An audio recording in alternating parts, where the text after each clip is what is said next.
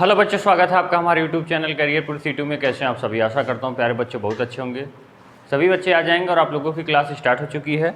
जैसा कि आप लोगों को पता होगा कि हमारी ट्यूसडे को, थर्सडे को और सैटरडे को और फ्राइडे को 4 दिन हमारी क्लास होती है। ठीक है, तो यहाँ से हम लोग अपनी क्लास को कंटिन्यू करेंगे। तो सभी क्लास 10th के बच्चे एक बार जोरदार शेयर कर देंगे। शेयर का मतलब कि अपने दोस्तों को भेज दीजिए। ठीक है, बहुत बच्चे ऐसे कह रहे हैं सर शेयर का मतलब क्या होता है। तो शेयर करने का मतलब यह है कि आप लोग एक बार जल्दी से सबको भेज दीजिए, उसके बाद फिर हम लोग क्लास को कंटिन्यू करेंगे।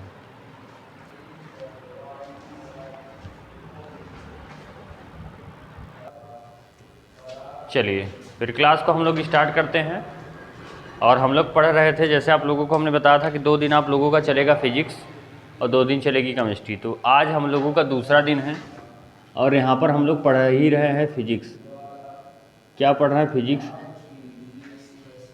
जैसे हम लोगों ने कहा था कि आप लोगों की ये सब मीनिंग्स पता होनी चाहिए, जैसे फिजिक्स किसे कहते हैं, केमिस्ट्री किसे कहते हैं, ये सब बातें आप लोगों को बहुत अच्छे तरीके से पता होनी चाहिए। फिजिक्स को इंग्लिश में हिंदी में कहते हैं भौतिक विज्ञान, क्योंकि हमारा सिद्धांत वही है कि जितने भी प्यारे बच्चे पढ़ें सभी लोगों को, चाहे जितनी भी छोटी छोटी बातें हों, यहाँ पर देखिए ऐसे समझ में आना चाहिए। ठीक है, हर वो बात, जैसे फिजिक्स का मतलब क्या होता है? भौतिक विज्ञान। भौतिक विज्ञान की मीनिंग पता होनी चाहिए सर, PHYSICS। कोई दिक्कत नहीं है। अब यहाँ से हम लोगों ने चर्चा कर लिया था कि सर विज्ञान की परिभाषा, तो विज्ञान की परिभाषा हमने क्या बताया था कि विज्ञान क्या है? विज्ञान किसको कहते हैं? किसी भी चीज़ के बारे में विशेष ज्ञान प्राप्त करना ही क्या कहलाता है? विज्ञान कहलाता है। ये बातें हमने बता दी थी। अब उसके बाद हमने ये भी बताया था विज्ञान हम क्यों पढ़ें।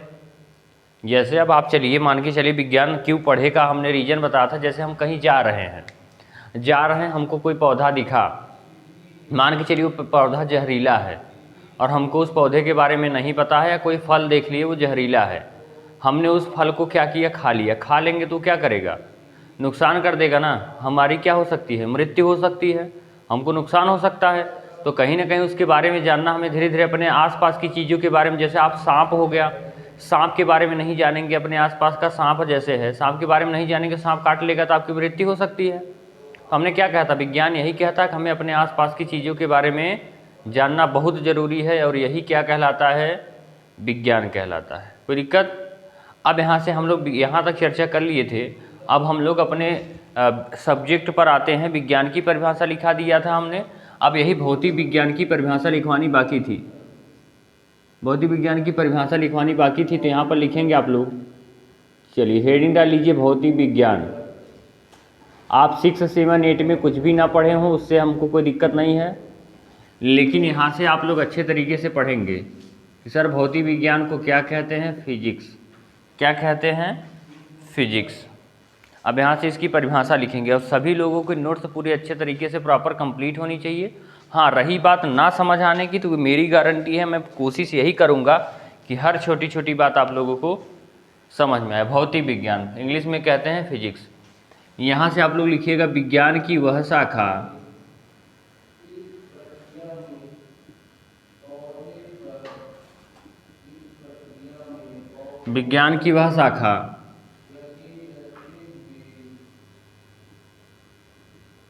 जिसके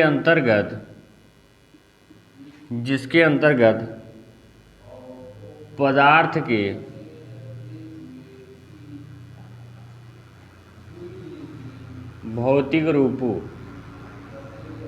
भौतिक रूपों जैसे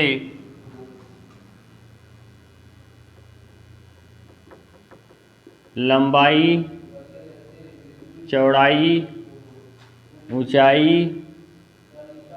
आकार, आकृति, रंग इत्यादि के बारे में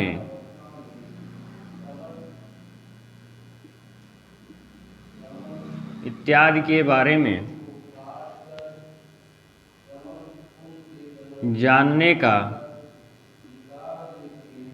प्रयास करते हैं।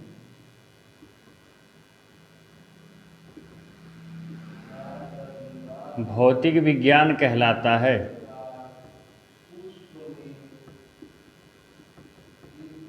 यहाँ तक आ रहा है ना पूरा?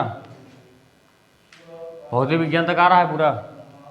भौतिक विज्ञान कहलाता है। आपसे एक प्रश्न और पूछा जाता है, भौतिक विज्ञान के जनक कौन हैं? तो ध्यान रखिएगा, इसके जनक न्यूटन हैं। इसके जनक न्यूटन हैं।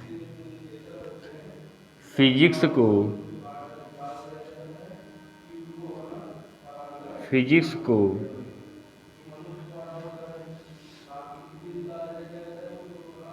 ग्रीक भाषा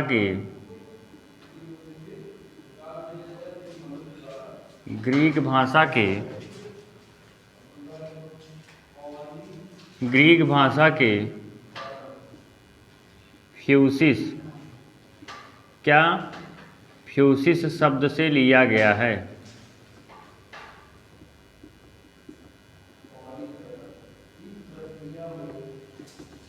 इसके बारे में आप लोग लिख लीजिएगा। भौतिक विज्ञान के बाद अगला हमारा हेडिंग हो जाता है सर रसायन विज्ञान।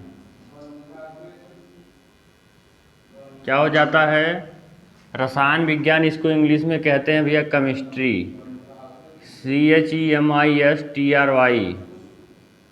क्या कहते हैं? केमिस्ट्री।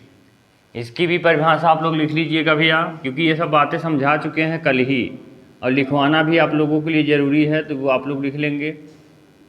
विज्ञान की वह शाखा, सभी बच्चे नोट्स बनाएंगे। कुछ ऐसे लोग होंगे, आलस मत करिए प्यारे बच्चों, आलस करेंगे तो समस्या होगी। ठीक, आप लोग इस बार 10th में हैं, 9th और 8th मत समझ के चलिएगा। ठीक है, थोड़ा मेहनत करेंगे ना तो बहुत जल्दी परिवर्तन आपके अंदर आएगा। विज्ञान की वह शाखा जिसके अंतर्गत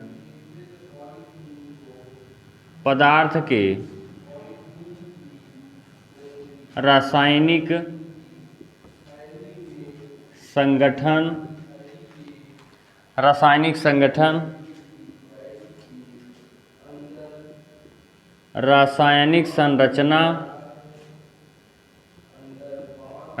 संरचना तथा उनमें होने वाले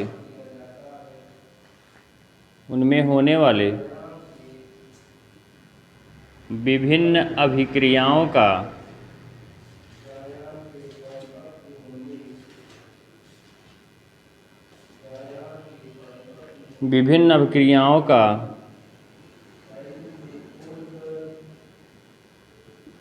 अध्ययन किया जाता है।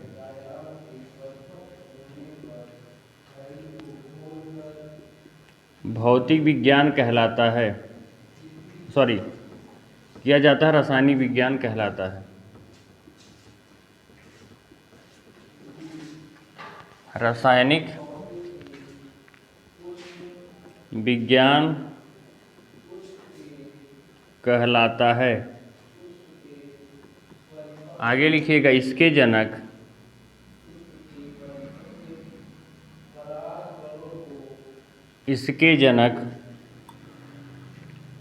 लेवासिये हैं। इसके जनक कौन हैं? लेवासिये हैं। रसायन विज्ञान के बाद अगली परिभाषा आप लोग लिखिएगा, जिसको कहते हैं जीव विज्ञान। क्या कहते हैं? जीव विज्ञान। इसको इंग्लिश में कहते हैं बायोलॉजी। ठीक है, लिखिएगा, विज्ञान की वह शाखा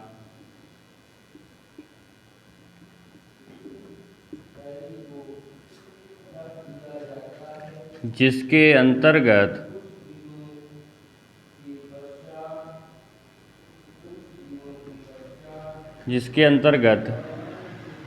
सजीवों का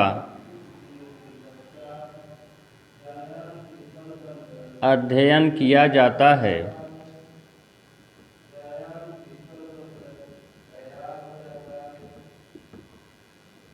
जीव विज्ञान कहलाता है।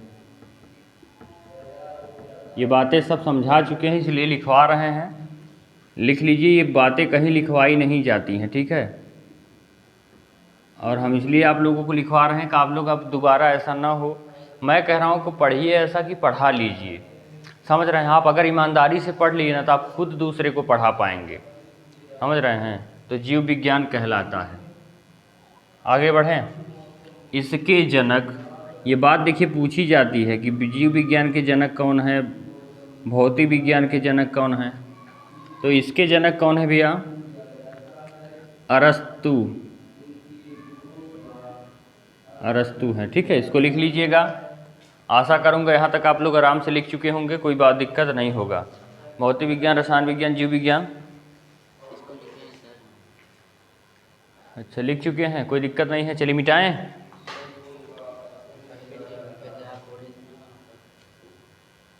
चलिए ठीक, चलिए अब यहाँ से ध्यान रखिएगा, हम आगे मिटाते हैं पहले। अब इसके बाद यहाँ से हमारा जो चैप्टर स्टार्ट हो जाएगा, क्योंकि यहाँ तक अब लिख चुके हैं। अब हमारा चैप्टर आ जाएगा भैया प्रकाश। चैप्टर क्या आ जाएगा? प्रकाश। हमने बताया था क्या क्या पढ़ना है, उसमें कुछ हेडिंग्स भी लिखवाई थी। प्रकाश के बाद अब हम लोग यहाँ से आगे बढ़ेंगे।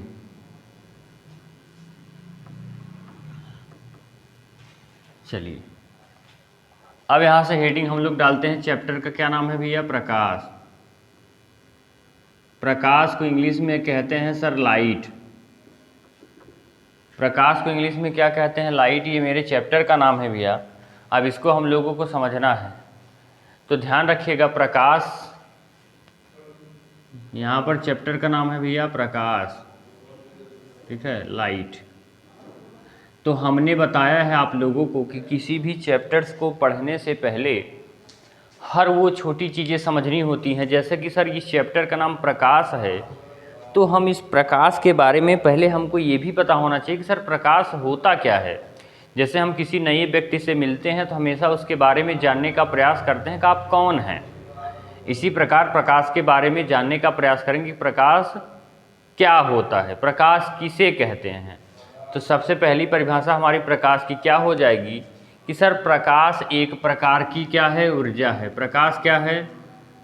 प्रकाश एक प्रकार की ऊर्जा है। ये परिभाषा पूछी जाती है आप लोगों से, लेकिन हम जितने भी शब्द लिखेंगे सब शब्द का मतलब बताएंगे। प्रकाश एक प्रकार की ऊर्जा है जिसके द्वारा हमें कोई वस्तु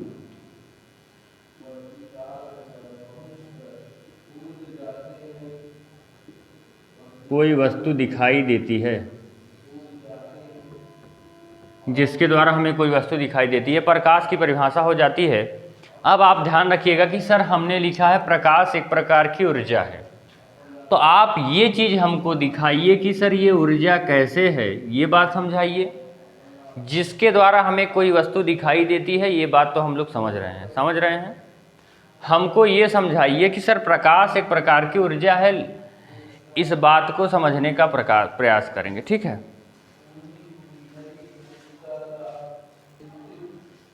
चलिए अब यहाँ से हमने क्या कहा कि हमने कहा सर प्रकाश एक प्रकार की क्या है? ऊर्जा है। लेकिन कैसे ऊर्जा है? ऊर्जा का मतलब आपको पता है कि अगर आपके अंदर ऊर्जा रहती है तो आप कोई काम कर पाते हैं कि नहीं कर पाते हैं? आप कहेंगे हाँ सर काम कर पाते हैं। अगर आपके अंदर ऊर्जा होती है तभी आप काम कर पाते हैं। तो ऐसे ही आप एग्जाम्पल्स दीजिए। तो क्या प्रकाश के द्वारा कोई काम होता है? आप कहेंगे हाँ सर, हमारे घर में अगर लाइट नहीं रहती है अंधेरा रहता है। लाइट नहीं रहती है तो क्या रहता है? अंधेरा रहता है। जैसे ही लाइट ऑन करते हैं अंधेरा हट जाता है। क्या होता है? अंधेरा हट जाता है। तो क्या प्रकाश के द्वारा कोई काम हुआ ना कि अंधेरा को हटाने का काम हुआ। तो भैया यहाँ से आपको समझ में आ गया कि सर प्रकाश कहीं ना कहीं एक प्रकार की ऊर्जा की तरह काम कर रही है।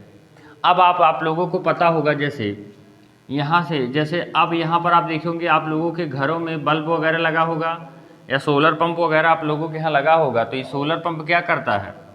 सोलर पंप से आप लोगों को पता होगा, आप लोग एक शब्द और सुने होंगे, अगर नहीं सुने तो जान लीजिए, एक सोलर कुकर आता है।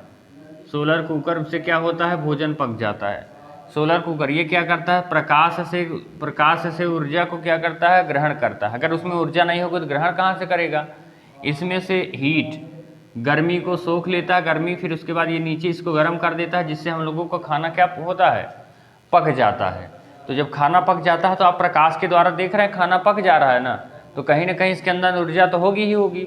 तो समझ में आ गया कि नहीं, प्रकाश एक प्रकार की ऊर्जा है। कैसे समझ में आ गया ना, प्रकाश एक प्रकार की ऊर्जा है, क्योंकि ये खाना वाना बनाने में काम आ जाती है। बहुत सारे ऐसे काम हैं, घर अंधेरा रहता है, अंधेरा खुल जाता, अंधेरे से उजाला हो जाता है, तो ये किसका काम है, प्रकाश का काम है। तो इसीलिए प्रकाश एक प्रकार की क्या है, ऊर्जा है। अब प्रकाश के ही द्वारा तो हमें कोई वस्तु दिखाई देती है। अगर अंधेरा रहेगा रूम में तो आपको कोई वस्तु दिखाई देगा, नहीं दिखाई देगा। एकदम रूम अंधेरा रहे, अगर कहीं जहाँ पर प्रकाश बिल्कुल न जाता हो वहाँ पर कोई वस्तु आपको दिखाई दे सकती है, नहीं देगी। तो यहाँ पर हमने लिखा ना कि जिसके द्वारा हमें कोई वस्तु दिखाई देती है। अब आगे बढ़े, लेकिन प्रकाश हमें नहीं दिखाई देता है, लेकिन प्रकाश हमें नहीं दिखाई दे। क्या आप प्रकाश को देखे हैं कभी, नहीं देखे हैं। प्रकाश हमें दिखाई नहीं देता है। अब आपके दिमाग में आएगा सर हमने तो प्रकाश को देखा है। बहुत लोगों के दिमाग में आएगा सर प्रकाश को तो हम लोगों ने देखा है। ऐसा होता ना, आप कहेंगे हाँ सर ये दिख तो रहा है प्रकाश, लाइट जल रही है, लग रहा है ना, तो ये आपको प्रकाश नहीं दिखाई दे रहा है। जैसे आप लोगों ने अनुभव किया होगा, आप लोगों के घरों में कभी कहीं से छेद होता है, उस घर में छेद से लाइट आ रही होती है, तो आपको लगता है ना देखिए यहाँ पर प्रकाश आ रहा है, सर हम तो प्रकाश को देखे हैं। लेकिन प्रकाश वो नहीं होता है, वो क्या होता है इसके बारे में हम लोग डिस्कस करेंगे। अभी सारी बातें आप लोगों को समझ में आएगी। जैसे आप लोग जानते होंगे कि ये आपका क्या हो गया सर, घर हो गया। इस घर में आप यहाँ पर कहीं छेद होता है तो यहाँ से लाइट आती हुई आपको ऐसे दिखती है, तो प्रकाश नहीं होता है। आप कभी उसको पास जाके देखिए तो उसमें धूल के कण होते हैं। क्या होते हैं, धूल के कण होते हैं, जो प्रकाश के पड़ने पर चमकने लगते हैं। क्या होते हैं, वो धूल के कण होते हैं जो प्रकाश के चलने पर वो चमकने लगते हैं। वही चमकने से हमको लगता है कि ये क्या है, ये प्रकाश जा रहा है। प्रकाश नहीं जा रहा है, प्रकाश तो हर जगह है, लेकिन समस्या ये है कि ये जो धूल के कण हैं यहाँ पर चमक रहे हैं, इसलिए हमको एहसास हो रहा है प्रकाश यहाँ से जा रहा है। कोई दिक्कत? तो ये क्या होते हैं, धूल के कण होते हैं। तो ध्यान रखिएगा, ये धूल के कण प्रकाश के चमकने से पता चलते हैं। वो धूल के कण चमकने से पता चल जाते हैं कि क्या है, ये प्रकाश है। अब यहाँ से अगली हेडिंग हमने आपको लिखाई थी कि सर आप पढ़ेंगे प्रकाश के गुण के बारे में। अच्छा, सब बात तो सर आप प्रकाश के ही बारे में क्यों पढ़ा रहे हैं, आपके दिमाग में आना चाहिए ना कि सर हाँ सारी बात प्रकाश के ही बारे में क्यों पढ़ा रहे हैं। तो प्रकाश के बारे में सारी बात इसलिए पढ़ा रहे हैं क्योंकि हमारे चैप्टर का नाम ही है प्रकाश, और हमारा विज्ञान कहता है किसी भी चीज़ के बारे में विशेष ज्ञान प्राप्त करना। तो क्या हम लोग प्रकाश के बारे में विशेष ज्ञान प्राप्त करेंगे कि नहीं करेंगे? इसीलिए बार बार हर हेडिंग प्रकाश से ही रिलेटेड है। तो प्रकाश के गुण में सबसे पहली बात तो आपको पता है सर, प्रकाश एक प्रकार की क्या है, ऊर्जा है। ये पहला गुण हो जाएगा।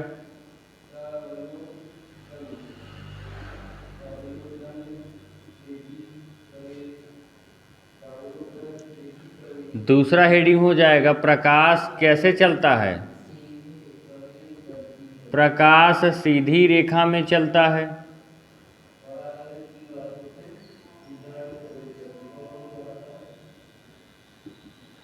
तीसरा पॉइंट आप लोग ध्यान रखिएगा कि सर प्रकाश तरंग के रूप में भी चलता है। कैसे चलता है, तरंग के रूप में।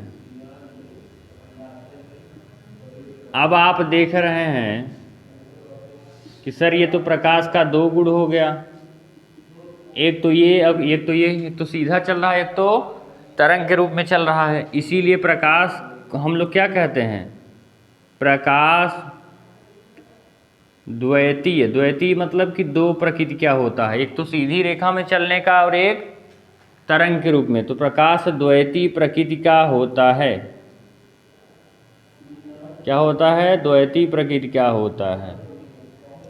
अब चौथा के बाद पांचवा पॉइंट हमारा क्या हो जाता है, प्रकाश एक प्रकार की ऊर्जा है। प्रकाश सीधी रेखा में चलता है, प्रकाश तरंग के रूप में चलता है, प्रकाश द्वैतीय प्रकृति का। अच्छा, यहाँ पर देख लिए कह रहा है चलता है। अच्छा सर, प्रकाश चलता है तो कुछ उसकी चलने की स्पीड भी होगी, उसकी चाल भी होगी। हाँ, तो लिख लीजिएगा निर्वात में। क्या, निर्वात में प्रकाश की चाल,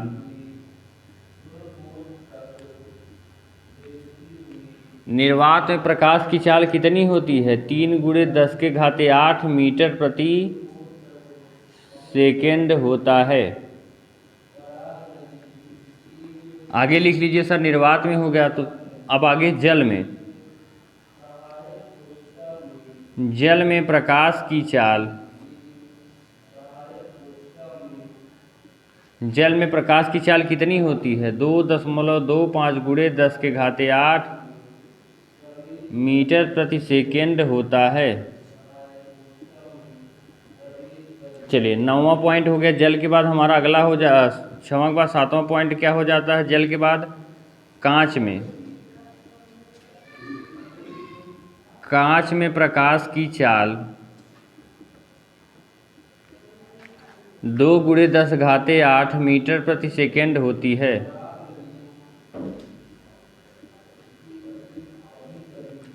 चलिए 8वां पॉइंट आप लोग लिख लीजिएगा। प्रकाश का तरंग दैर्ध्य, तरंग दैर्ध्य 3900 एंगस्ट्राम से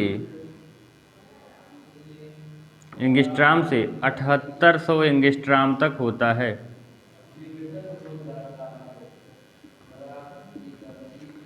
प्रकाश का तरंग दैर्ध्य 3900 एंगस्ट्राम से 7800 एंगस्ट्राम होता है। ये 8 पॉइंट इसलिए लिखाए हैं। आप लोग सोचेंगे सर 4 ही लिख लें तो क्या सही नहीं रहेगा? मैं कहूँगा भैया नहीं। क्यों? क्योंकि अगर ये 5 नंबर में पूछा जाएगा तो आप 4 लाइन लिखेंगे तो कहीं ना कहीं आपको 5 नंबर नहीं मिलेगा। तो मैं जितनी बातें लिखवा रहा हूँ आप लोग लिखिए और धीरे धीरे इन सबको याद करके रख लीजिए। समझ रहे हैं? अब जितनी चीज़ें मेरे समझाने के लायक रहे मैं समझाता चला जाऊँगा, हर वो बात समझाऊँगा जो आपको समझने लायक है, और कुछ चीज़ें आपको याद भी करनी होती हैं। समझ रहे हैं? तो इसको रिवीजन करते चलिएगा। यहाँ तक आप लोगों का हो गया प्रकाश के गुण। अब इसको हम लोग ऊपर से यहाँ से मिटाते हैं प्रकाश के बारे में।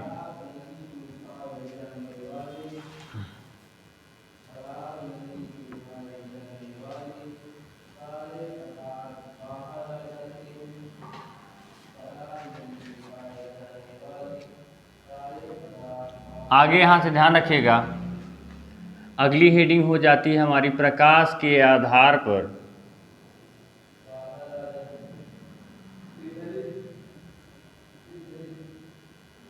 प्रकाश के आधार पर वस्तुएं। प्रकाश के आधार पर कितनी प्रकार की वस्तु पाई जाती है? पहला, एक तो सर हो सकती है अदीप्त वस्तु, ठीक है, जिसको कहते हैं नॉन ल्यूमिनस ऑब्जेक्ट।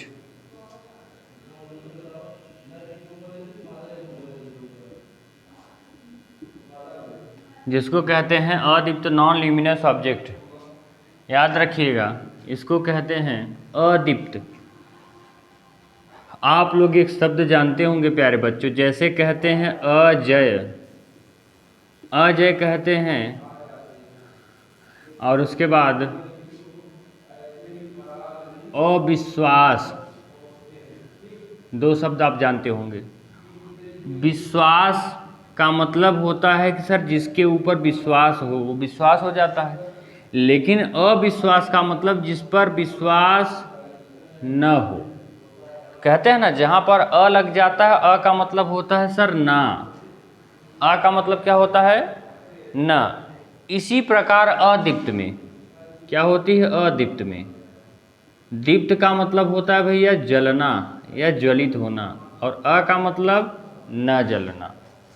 अदीप्त का मतलब हो जाता है न जलना। मतलब अदीप्त वस्तु का मतलब क्या हो जाता है? वे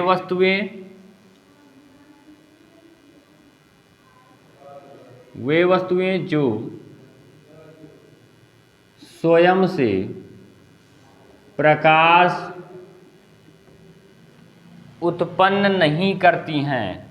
आपको पता है दुनिया में केवल 2 ही प्रकार की चीज़ पाई जा सकती है, या तो वो जलती हुई मिलेगी मतलब प्रकाश उसमें से निकलता होगा, या तो ऐसी वस्तु पाई जाएगी जिसमें प्रकाश नहीं निकलता होगा। इसके अलावा कोई ऐसी वस्तु है? जरा अगर आपके दिमाग में आ रहा है तो सोच कर बताइए। ठीक है, सोच कर आप दिमाग में सोचिए कि दुनिया में कोई ऐसी चीज़ पाई जाती है, या तो वो जलती हुई मिलेगी मतलब जलने का मतलब प्रकाश उसमें से निकलता होगा, या तो ऐसी वस्तु पाई जाएगी जिसमें से प्रकाश नहीं निकलता होगा। इन दोनों के अलावा कोई ऐसी वस्तु पाई जाती है तो आप सोच कर बताइए। तो आप सोच पाएंगे कि सर ऐसा नहीं है। या तो वस्तु प्रकाशित मिलेगी या तो प्रकाशित नहीं मिलेगी। इसी प्रकार से पहली जो प्रकाशित होती मिलती है उसको प्रदीप्त कहते हैं, और जो प्रकाशित हुई नहीं मिलती उसको क्या कहते हैं? अदीप्त। वे वस्तुएं जो स्वयं से प्रकाश नहीं उत्पन्न करती हैं, उदाहरण जैसे लिखवाएंगे आप लोगों को समझ में आ जाएगा। वे वस्तुएं जो स्वयं से प्रकाश नहीं उत्पन्न करती हैं उसे अदीप्त वस्तुएं कहते हैं। उसे अदीप्त वस्तुएं कहते हैं। जैसे आपको पता होगा सर, जैसे आप देखे होंगे कि क्या ये बोर्ड जो हम बोर्ड पर लिख रहे हैं, ये बोर्ड अगर हम लोग लाइट बंद कर दें तो क्या इसमें से प्रकाश निकलेगा? बोर्ड में से लाइट निकलेगा? नहीं निकलेगा। बोर्ड हो गया। अब मान के चलिए पृथ्वी, अगर सूर्य न निकले तो क्या पृथ्वी पर उजाला होगा? तो पृथ्वी क्या है? अदीप्त वस्तु है। अगर यहाँ पर चंद्रमा अगर सूर्य ना निकले तो चंद्रमा भी दिखाई नहीं देगा। चंद्रमा भी क्या है? अदीप्त वस्तु है। ध्यान रखिए। बहुत लोग कहेंगे सर चंद्रमा तो प्रकाश देती है, लेकिन चंद्रमा प्रकाश भैया सूर्य के द्वारा देती है। सूर्य कहीं निकला हुआ होता है तो सूर्य का प्रकाश चंद्रमा पर पड़ता है, इसलिए हमको चंद्रमा चमकता हुआ दिखाई देता है। लेकिन चंद्रमा में स्वयं का प्रकाश नहीं होता है। जैसे हम लोग बल्ब जला देते हैं तो बल्ब में स्वयं का प्रकाश होता है, लेकिन बोर्ड हो गया, पृथ्वी हो गया, चंद्रमा हो गया। अब आप लोग मेज ले लीजिए, कुर्सी ले लीजिए, क्या इसमें से प्रकाश मिलता है? नहीं मिलता है। तो ये सब हमारे एग्जाम्पल्स हो गए। आप लोगों को अच्छे तरीके से समझ में आ गया होगा अदीप्त वस्तु क्या होती है। कोई दिक्कत नहीं। अब यहाँ से हम लोग इसको मिटाने का प्रयास करते हैं और आगे समझाने का प्रयास करते हैं कि सर अदीप्त वस्तु के बाद अगली जो हमारी हेडिंग हो जाती है उसको कहते हैं प्रदीप्त। क्या कहते हैं भैया? दूसरा जो हो जाता है उसको कहते हैं प्रदीप्त। प्र का मतलब होता है भैया स्वयं से। प्र का मतलब स्वयं से प्रकाश उत्पन्न करें, जो उसे क्या कहते हैं? स्वयं से दीप्त हों। जो स्वयं से दीप्त होती हैं उसको कहते हैं भैया प्रदीप्त वस्तु। ठीक है, इसको लिख लीजिएगा, ल्यूमिनस ऑब्जेक्ट।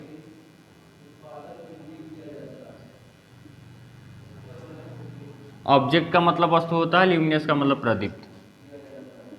लिखिएगा, वे वस्तुएं जो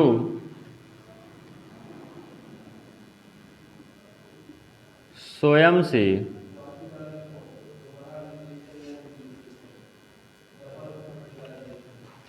प्रकाश उत्पन्न करती हैं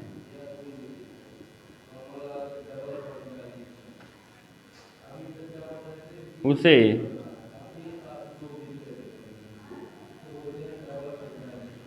प्रदीप्त वस्तुएं कहते हैं। उदाहरण में लिख लीजिएगा, जैसे आप देखें कि सूर्य को क्या प्रकाश की जरूरत होती है? वो स्वयं से प्रकाश उत्पन्न करता है। सूर्य क्या है?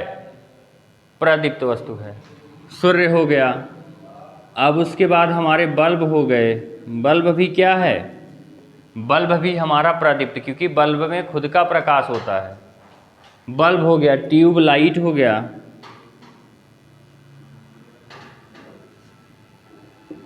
टार्च हो गया। ठीक है, तो इसमें क्या होता है? स्वयं का प्रकाश होता है। इसमें कोई दिक्कत नहीं है ना? चलिए, प्रकाश के आधार पर वस्तुएं यहाँ सर हो गई। अब आगे और हेडिंग डालने का प्रयास करिएगा।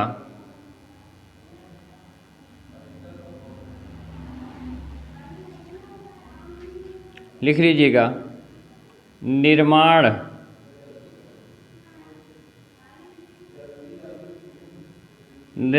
के आधार पर वस्तुएं। निर्माण के आधार का मतलब क्या होता है भैया? कि जैसे किसी भी चीज़ को किसने बनाया है, किसने निर्माण किया है। आपको पता है दुनिया में दो ही प्रकार की चीज़ें हो सकती हैं, या तो जिसको भगवान ने बनाया हो या तो जिसको आदमियों ने बनाया हो। भगवान का मतलब मेरे कहने का ये है कि प्रकृति। जैसे आप लोगों को समझने का इसलिए समझने के लिए हम ये भगवान शब्द बोल रहे हैं, लेकिन यहाँ पर भगवान का मतलब ये है कि प्रकृति। समझ रहे हैं? निर्माण के आधार पर वस्तुएं क्या हो सकती हैं? या तो जिसको मानव ने बनाया हो, जिसको कहते हैं सर मानव निर्मित वस्तुएं। दूसरा या तो हो जाता सर प्राकृतिक वस्तुएं, जिसको प्रकृति ने बनाया हो। ठीक है, तो मानव निर्मित वस्तुएं क्या हैं? मानव निर्मित वस्तुओं का उदाहरण लिख लीजिएगा। वे वस्तुएं जिन्हें मानव ने बनाया हो। अच्छा, मानव ने बनाया हो तो आप यहाँ से ज़रा सोच के बताइए सर, मानव के द्वारा निर्माण हुई वस्तु क्या है? जैसे आपको पता है सर, मानव से जैसे अब ये मार्कर क्या है? मार्कर कौन बनाया होगा? भगवान नहीं बनाए, इसको आदमी ही बनाए हैं। मार्कर हो गया। बल्ब, बल्ब को किसने बनाया है? आदमियों ने बनाया है। टार्च को किसने बनाया है? आदमियों ने बनाया है। क्या चंद्रमा भी हो सकता है? चंद्रमा को आदमी ने बनाया है? नहीं बनाया है। तो यहाँ पर हम लोग क्या लिखेंगे? दूसरा हेडिंग डालेंगे प्राकृतिक वस्तुएं। आ रहा है यहाँ तक? प्राकृतिक वस्तुएं में लिख लीजिएगा वे वस्तुएं। डाउट भैया आप लोगों का नहीं आएगा, हम कोशिश ये कर रहे हैं कि कोई डाउट ना हो। वे वस्तुएं जिन्हें प्रकृति ने बनाया हो। जैसे पेड़ पौधों को क्या हम लोगों ने बनाया है? आप कहेंगे सर नहीं। तो पेड़ पौधे, जीव जंतु, ये सब किसके द्वारा निर्मित हैं? प्रकृति के द्वारा। पेड़ पौधे हो गए। अब क्या सूर्य, सूर्य को हम लोगों ने बनाया है? नहीं। चंद्रमा को क्या हम लोगों ने बनाया है? नहीं। तारों को हम लोगों ने बनाया है? नहीं। तो सूर्य हो गए, चंद्रमा हो गए, तारे हो गए, पेड़ पौधे, ये सब क्या हैं? ऐसी चीज़ें हैं जिसको हम लोगों ने नहीं बनाया है। तो इसको क्या कहते हैं भैया? प्राकृतिक वस्तुएं कहते हैं। यहाँ तक कोई दिक्कत? चलिए आगे मिटाने का प्रयास करते हैं ऊपर से। अब यहाँ से समझने का प्रयास करेंगे तो अगली हेडिंग हमारी क्या हो जाती है?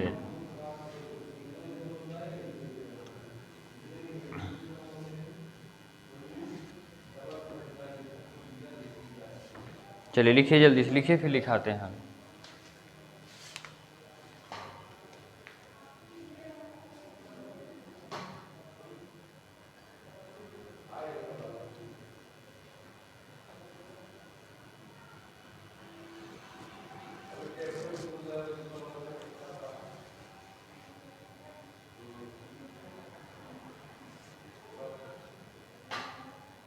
लिखिए जल्दी। चलिए अगली हेडिंग आप लोग डालिएगा। अब हम लोग अदीप्त वस्तु पढ़ चुके, प्रदीप्त पढ़ चुके। अब यहाँ से हम लोग पढ़ने का प्रयास करेंगे माध्यम। क्या पढ़ेंगे? माध्यम। इसको कहते हैं मीडियम। क्या कहते हैं? मीडियम। एक होता है भैया मीडियम, कितने प्रकार के होते हैं? 2-3 प्रकार के हो सकते हैं। अब मीडियम क्या होता है? मीडियम जैसे आप लोगों को एक पता है, दुनिया में एक ऐसी चीज़ पाई जाती होगी जिसमें से प्रकाश क्या हो सकता है? इस साइड से इस साइड जा सकता है। आपको पता है एक ऐसी भी चीज़ पाई जाती है जिसमें से प्रकाश उस साइड नहीं जा सकता। आपको पता है दुनिया में कोई एक ऐसी भी चीज़ पाई जाती है जिसमें हल्का हल्का सा जा सकता है। ये 3 कंडीशन हो सकती है। लेकिन क्या इन तीनों के अलावा भी कोई कंडीशन हो सकती है? सोच लीजिए एक बार, आप सोच के बताइए। तो आप कहेंगे नहीं सर, या तो ऐसा होगा जिसको कहते हैं जिसमें से प्रकाश पार पार कर जाएगी, जैसे दीवाल। दीवाल में क्या प्रकाश उस साइड जा सकती है? नहीं जा सकती है। दीवाल हो गया, टेबल हो गया, मेज हो गया। अब आप कहेंगे सर यहाँ पर देखिए दूसरी चीज़ क्या हो जाती है? जैसे आप लोग देखे होंगे चश्मा, शीशा देखे ना, शीशा में से, चश्मे में से प्रकाश क्या होती है? एक दूसरे से पार कर जाती है। बल्ब के ऊपर जो कांच लगा होता है उसमें देखिए ना प्रकाश बाहर आता है, वो किसका उदाहरण है? इसका। अब यहाँ पर देखिए हल्का हल्का, यहाँ पर बॉटल देख रहे हैं आप लोग, बॉटल में देखिए हल्का हल्का, आपको उस साइड देखेंगे तो हल्का हल्का दिखेगा। तो ऐसी वस्तुएं क्या कहलाती हैं? तीनों का नाम लिख दीजिए। तो कितने प्रकार की होती है माध्यम? 3 प्रकार की। पहला, जिसमें से पार कर जाती है उसको क्या कहते हैं? पारदर्शी माध्यम। क्या कहते हैं भैया? पारदर्शी माध्यम। अब जिसमें से नहीं पार करती है उसको क्या कहते हैं? अपारदर्शी। क्या कहते हैं? अपारदर्शी। और जिसमें से हल्का हल्का पार करती है उसको क्या कहते हैं? हल्का हल्का। हल्का मतलब अल्प। हल्का मतलब अल्प। अल्प का मतलब कम। ठीक है। जिसमें से कम पार करती हैं उसको कहते हैं भैया अल्प पारदर्शी।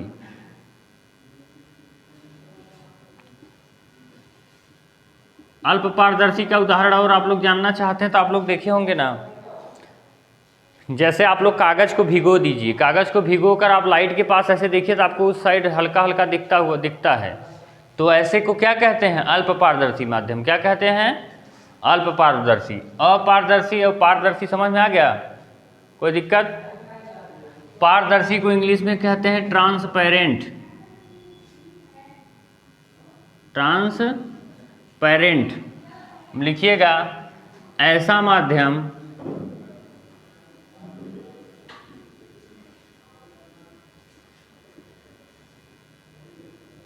जिसमें प्रकाश आर पार, ऐसा माध्यम जिसमें प्रकाश आर पार हो जाता है। दिख रहा है? ऐसा माध्यम जिसमें प्रकाश आर पार हो जाता है। चलिए, उतना नहीं दिख रहा होगा, कोई दिक्कत नहीं है। जैसे आप लोगों को पता होगा कांच मतलब शीशा। ठीक है, कांच ऐसा होना चाहिए, ऐसा नहीं जो हम लोग शीशा में फेस देखते हैं वो वाला शीशा नहीं, कांच। ठीक है। अपारदर्शी माध्यम, ऐसा माध्यम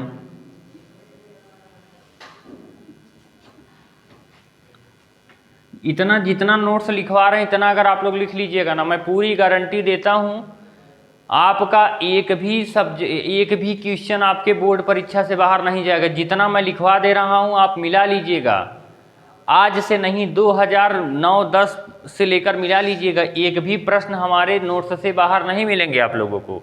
मैं पिछले साल की नहीं, मैं 2009-10 से लेकर आज 2023 तक की बात कर रहा हूँ। आप उठाकर देख लीजिएगा, प्रश्न हमारे नोट्स से बाहर आपको नहीं मिलेंगे। ठीक है। और आगे भी ऐसा ही होगा। जितनी बातें मैं लिखवा दिया अगर आप उतना ईमानदारी से लिख लिए तो आपका 70 नंबर फिजिक्स, केमिस्ट्री और बायोलॉजी को लेकर आप लोगों का 70 नंबर कहीं नहीं जाएगा। लेकिन आपको मेहनत करना होगा भाई, जितनी बातें लिखवा रहे उसको याद करिए। ठीक है। ऐसा माध्यम जिसमें प्रकाश आर पार हो जाता है, और ऐसा माध्यम जिसमें प्रकाश आर पार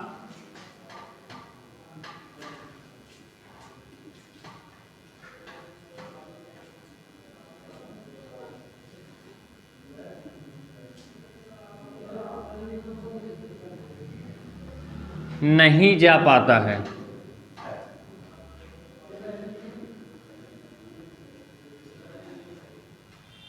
ठीक है। अल्प पारदर्शी का क्या होता है? ऐसा माध्यम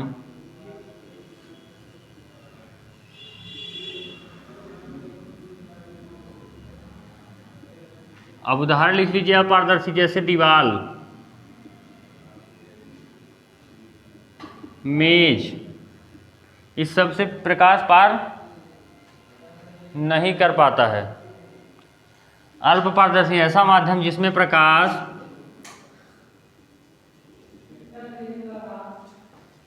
अल्प, अल्प का मतलब होता है भैया थोड़ी मात्रा में, थोड़ी मात्रा में आर पार हो पाता है।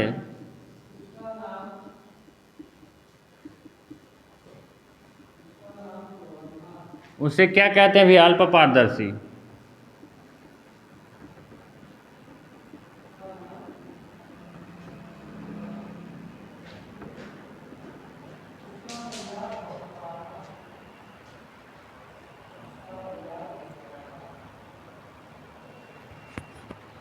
क्या करें? 1 घंटा हो गया। अब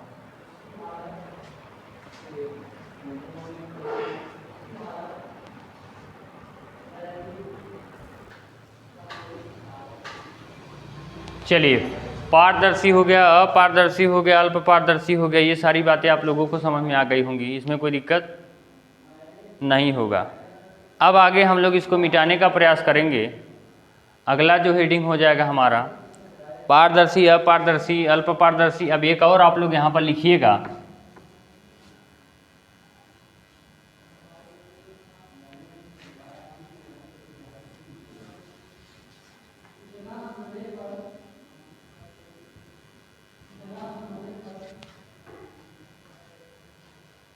अगला जो हेडिंग हो जाता है प्यारे बच्चों हमारा हो जाएगा भैया प्रकाश का परावर्तन। ये बहुत इंपॉर्टेंट है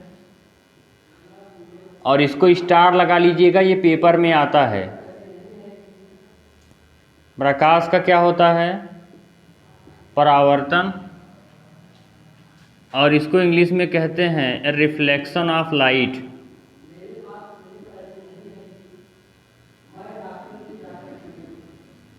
रिफ्लेक्शन ऑफ लाइट।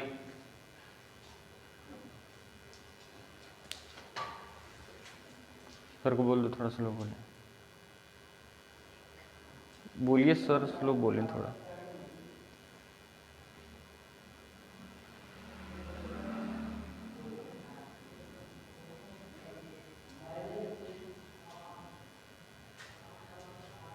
चलिए, प्रकाश का परावर्तन इंग्लिश में कहते हैं रिफ्लेक्शन ऑफ लाइट। अब ये रिफ्लेक्शन का मतलब क्या होता है, इस बात को समझिए, इस बात को समझिए, पेपर में आता है, इसको स्टार लगा लीजिए भैया। प्रकाश का परावर्तन किसे कहते हैं? ठीक है, जैसे परावर्तन का मतलब क्या हो जाता है भैया? टकरा कर वापस। परावर्तन का मतलब क्या होता है? टकरा कर वापस आना क्या कहलाता है? परावर्तन कहलाता है। लेकिन किसका परावर्तन है यहाँ पर? प्रकाश का। तो भैया प्रकाश का टकरा कर वापस, क्योंकि परावर्तन का मतलब ही होता है टकरा कर वापस, कोई दिक्कत? तो प्रकाश का परावर्तन क्या हो जाएगा? प्रकाश का टकरा कर वापस। तो यहाँ पर हम लोग लिखेंगे जब प्रकाश, अब आपके दिमाग में आएगा सर ये किस चीज़ पर टकराता है? प्रकाश का परावर्तन का मतलब होता है भैया प्रकाश का टकरा कर वापस आना। लेकिन ये किस चीज़ में टकराता है? तो आप कहेंगे सर प्रकाश जैसे ऐसे चिकना चीज़ होता है ना, चिकना चीज़ पर टकराता है। तो आप क्या लिखेंगे? जब प्रकाश किसी चिकने या पालिशदार, किस पर? पालिशदार। आप लोग ध्यान रखे होंगे जब हम लोग छोटे थे तो एक शीशा होता था, शीशे से हम लोग क्या करते थे?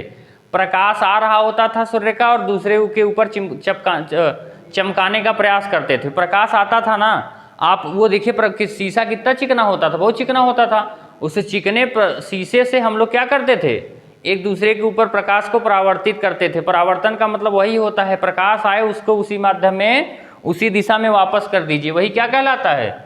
रिफ्लेक्शन कहलाता है। समझ गए आप लोग क्या होता है उदाहरण? तो जब प्रकाश किसी चिकने या पालिशदार मतलब जैसे आप लोग शीशा के पीछे पालिश किया गया होता है ना, देखेंगे नहीं देखे हैं? तोड़ के देखिए शीशा कभी, तो उसके पीछे पालिश होता है। लेकिन ऐसा देखिएगा कि टूटा हुआ शीशा तोड़िएगा, या नहीं मम्मी के सामने तोड़ दें कोई अच्छा वाला शीशा तो मम्मी तुम्हें तोड़ देंगी, कहेंगे रुको तुम्हारे अंदर भी हम पालिश देखना चाहते हैं। ठीक है, तो आपको भी पालिश ही लगवानी पड़ जाएगी। ऐसी गलती मत करिएगा कि प्रकाश का परावर्तन हम कह दिए कि आप लोग शीशा तोड़ के देखिएगा, तो आज आप लोग मम्मी के सामने शीशा तोड़ने लगे, और जब मम्मी के सामने शीशा तोड़ेगे तो मम्मी भी तुम्हें तोड़ेंगी। इस बात का ध्यान रखिएगा। ठीक है, तो जब प्रकाश किसी चिकने या पालिशदार तल पर पड़ता है,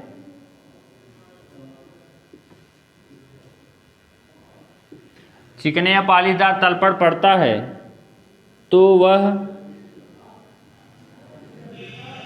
उसी माध्यम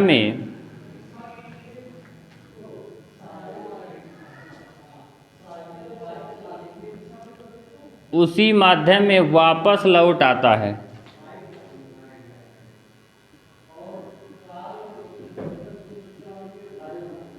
प्रकाश के इस घटना को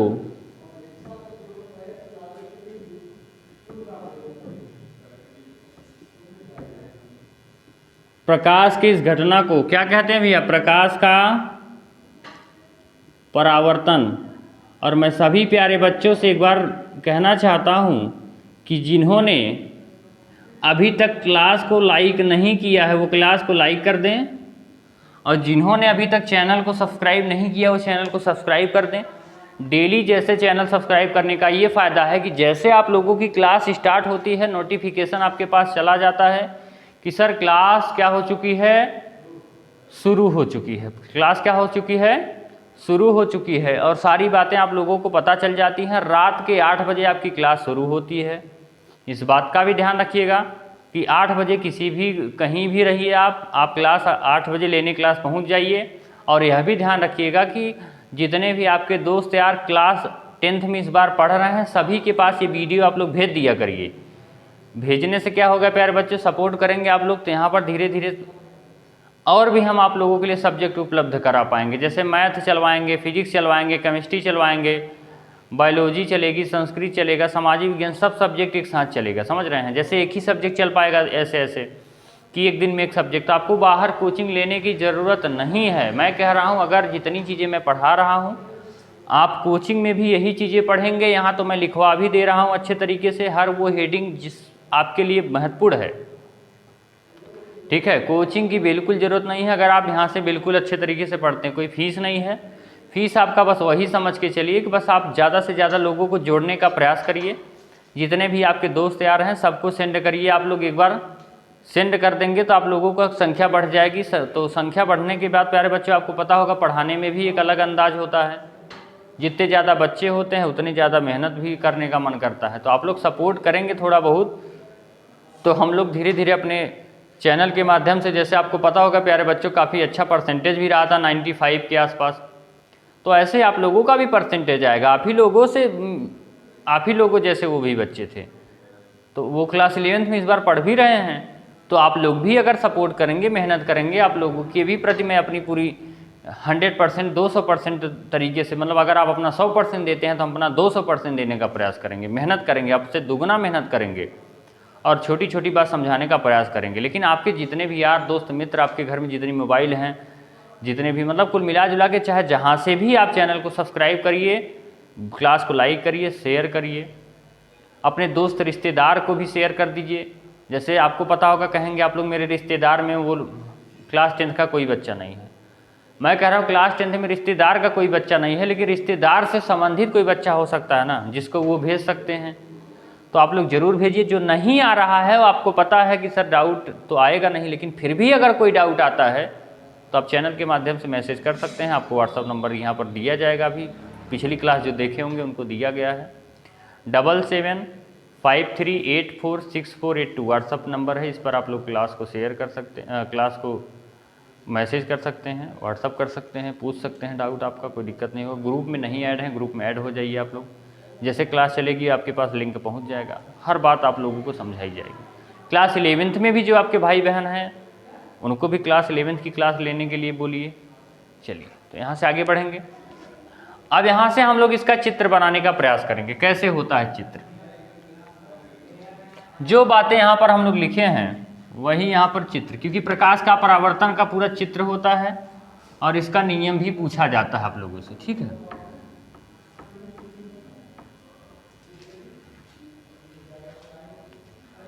चलिए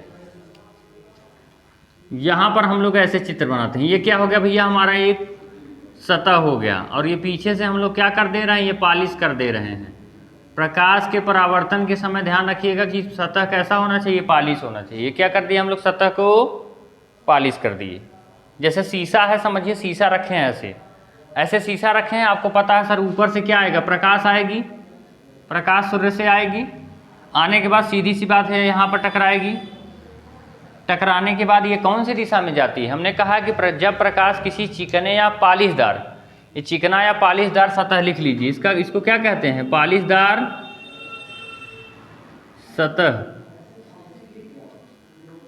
इस पॉलिशदार सतह पर जैसे ही प्रकाश पड़ेगी वह उसी माध्यम का मतलब ये पहला माध्यम और इसके बाद वाला दूसरा माध्यम, मतलब इसके इस साइड ये पहला माध्यम, ये दूसरा, तो ये क्या होता है उसी माध्यम में वापस। तो क्या होता है भैया, ये उसी माध्यम में वापस लौट जाता है। ऐसा दिख रहा है, वापस लौट गया।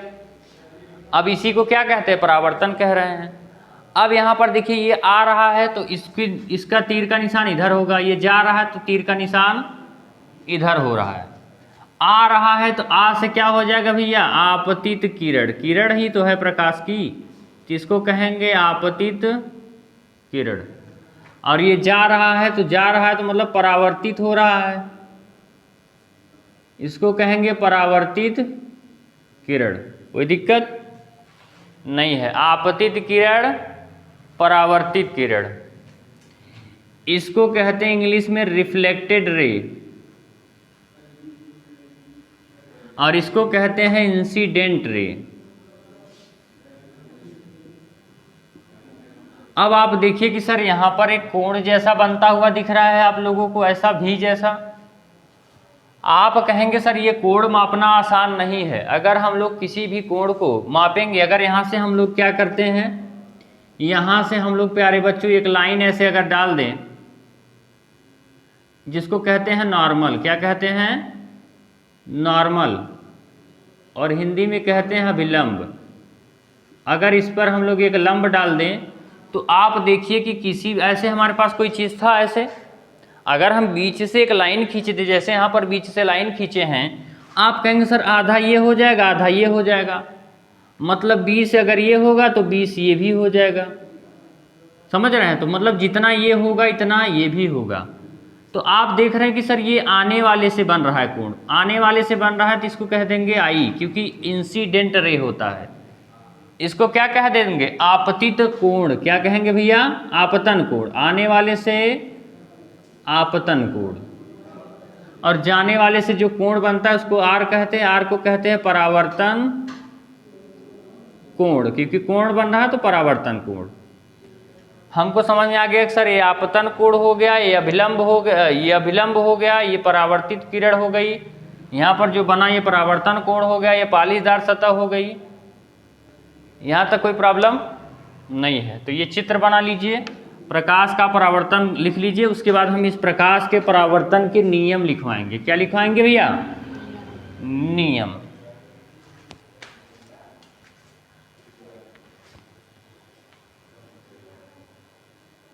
चलिए जल्दी लिखिए।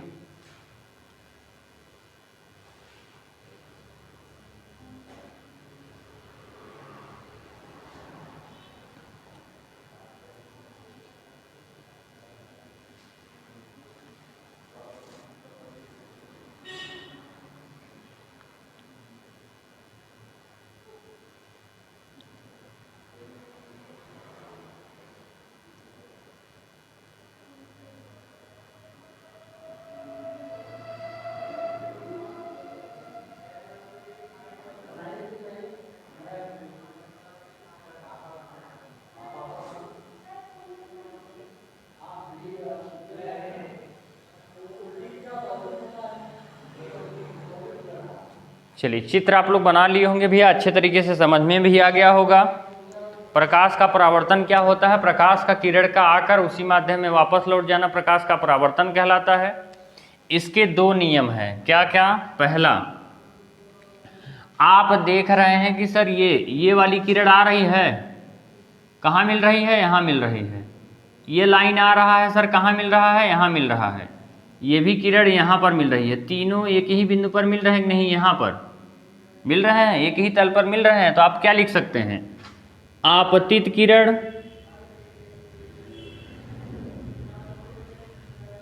आपतित किरण, आपतित किरण बाद अभिलंब और आपतित किरण, अभिलंब और परावर्तित किरण, परावर्तित किरण, तीनों क्या होते हैं, तीनों देखिए एक ही तल पर होते हैं। एक ही तल पर दिख रहे हैं ना तीनों, देखिए यहाँ पर एक ही तल पर होते हैं। दूसरा पॉइंट आप देख रहे होंगे, दूसरा नियम क्या होता है, ये पहला नियम है और ये नियम दूसरा, इसको लिख लीजिएगा नियम 1 और इसको नियम 2। नियम 1 और नियम 2 लिख लीजिएगा। जैसे आप देख रहे हैं कि सर ये कोण जितना था इतना यह भी था, और इसको कहते हैं आपतन कोण। तो आपतन कोण सदैव, आपतन कोण सदैव क्या होता है? ये परावर्तन कोण, आपतन कोण सदैव परावर्तन कोण के बराबर होता है। यहाँ पर देखिए ये बराबर है, अभी हम बताया ना 20-20 क्या होता है? बराबर होता है। तो यही चीज़ बस लिख देना है बस, आपतन कोण सदैव परावर्तन कोण के बराबर होता है। एक भी बात ऐसी नहीं है जो मैं बेवजह की लिखवाया हूँ प्यारे बच्चों। इसमें जो जो कह रहा वही हम किए हैं। ये आपतित किरण है, परावर्तित किरण है, अभिलंब, तीनों एक ही तल पर मिल रहे हैं, ये लिख दिए। ये कोण इसके बराबर है, ये लिख दिया। आपतन कोण पर सदैव परावर्तन कोण के बराबर होता है। मतलब कि आपतन कोण मतलब कोण आई, आपतन कोण यहाँ पर आई है, बराबर किसके होता है? परावर्तन कोण, कोण आर के बराबर होता है। इसको बड़े कोष्ठक में ऐसे बंद कर दीजिए। कोण आई इज इक्वल टू कोण आर, नियम 2। यहाँ तक कोई समस्या नहीं होना चाहिए। आपतन कोण सदैव परावर्तन कोण के बराबर होता है। ये बातें आप लोग अच्छे तरीके से लिख चुके होंगे, इसमें कोई समस्या नहीं होगी। हो गया? जल्दी से उतार लीजिए। और इसमें कुछ ऐसी जो बातें हों आप लोगों को समझाने लायक तो मैं समझा दूं। जितने भी टॉपिक्स हम आप लोगों को पढ़ाए हैं इसमें आशा करेंगे कोई समस्या नहीं होगी। लेकिन इस बात का ध्यान रखिएगा प्यारे बच्चों कि आप लोगों का थोड़ा सा सपोर्ट हमको बहुत आगे ले जा सकता है। हमें आपके साथ साथ, हमारे साथ साथ आप लोग भी अपने भविष्य के साथ, जैसे क्लास 10th में है अभी आप लोग, क्लास 10th अच्छे तरीके से पास करेंगे। 11th की क्लास आप लोगों के लिए होगी, 12th की भी क्लास आप लोगों के लिए होगी। लेकिन इसके लिए प्यारे बच्चों आपको पता है कोई भी टीचर रखेंगे हम तो उसको कहीं ना कहीं पेमेंट चाहिए। और प्यारे बच्चों आपको पता है पेमेंट तभी हो सकता है जब हमको कोई सोर्स हो। और सोर्स होने का मतलब यही है कि जब आप सपोर्ट करेंगे, लोगों को शेयर करेंगे, लोग संख्या बढ़ेगी, लोग क्लास देखेंगे, बच्चे बढ़ेंगे तो सोर्स बढ़ेगा। जब सोर्स बढ़ेगा तभी तो हम आप लोगों के लिए हर टीचर सुविधा करा पाएंगे। जैसे आप लोग फीस देते हैं, कोचिंग में जाते हैं 1000 रुपये फीस देते हैं, 800 रुपये फीस देते हैं, कहीं कहीं तो 1200 रुपये तक फीस है। तो आप सोचिए कि वो 800 रुपये ही ना दे के आपको अगर सपोर्ट करते हैं आप लोग, मैं टीचर रख देता हूँ तो आपको आगे 800 बचेगा कि नहीं बचेगा? वही 800 समझकर आप लोग थोड़ा सा अपने दोस्तों यारों को, अपने आसपास माता पिता, बड़े भाई, चाचा चाची, इन सब के मोबाइल में आप लोग चैनल को सब्सक्राइब कर दीजिए। और क्लास को पर डे रात में 8 बजे किसी भी कंडीशन में क्लास को लीजिए। इसीलिए मेरे सिद्धांत ये है क्लास को 8 बजे जैसे रखते हैं तो 8 बजे रखने का यही रीज़न है कि जैसे आप लोग खाना पीना खा के अच्छे से फ्री हो जाएं, फिर आप क्लास को करिए। और जितनी भी नोट्स बनवा रहे हैं आप लोग नोट्स को भी अच्छे तरीके से लिखिए। मैं पूरी गारंटी देता हूं प्यारे बच्चों, एक भी आपका ऐसा टॉपिक नहीं होगा जो आपको ना समझ में आए, और उसके बाद ऐसी एक भी पॉइंट नहीं होंगे जो आपकी परीक्षा के दृष्टि से बाहर होंगे। सब परीक्षा दृष्टि से इम्पॉर्टेंट भी होंगे और परीक्षा में पूछे भी जाते हैं। इसलिए आपको बहुत ज़रूरी है मेहनत करना, ठीक है। और हमारे पास अगर आपको कोई चीज़ ऐसी है जो ना समझ में आए, आप लोग यहाँ पर लिख लीजिएगा 7753846482 लिख लीजिए 7753846482। यहाँ पर आप लोग इस नंबर पर आप लोग मैसेज कर दीजिएगा। व्हाट्सअप मैसेज कर देंगे तो आप लोगों को ग्रुप में ऐड कर दिया जाएगा, ठीक है। जिससे आप लोगों को क्या होगा, व्हाट्सअप में ऐड करने के बाद आप लोगों को सभी नंबर यहाँ पर ग्रुप ऐड कर देंगे तो आप यहाँ से जैसे क्लास चलेगी कि नहीं चलेगी वैसे तो चलेगी। और क्लास की PDF, जैसे PDF चाहिए क्लास नोट्स, तो यहाँ से आप लोगों को मिल जाएगी, मैसेज कर देंगे, ठीक है। तो इस बात का ध्यान रखिएगा और मेहनत करके पढ़िए आप लोग। और जिन्होंने अभी तक क्लास को प्यारे बच्चों लाइक नहीं किया, जो नए बच्चे हैं वो चैनल को सब्सक्राइब कर दें, क्लास को लाइक कर दें। नहीं समझ में आता है, मेरी पूरी गारंटी, मैं कह रहा हूँ मैं समझाऊंगा, लेकिन आप लोग थोड़ा सा अपने तरफ से डेली क्लास करने का प्रयास करिए। एक बार नहीं समझ में आ रहा है, वीडियो को 2 बार देखिए, 3 बार देखिए, 4 बार देखिए, हर बात आप लोगों को धीरे धीरे समझ में आएगी। तो चलिए ठीक है प्यारे बच्चों, मैं चाहूँगा कि यहीं पर क्लास को एंड करूँ और आप लोगों से मिलूँ कल। तब तक के लिए आप सभी को जय हिंद, जय भारत।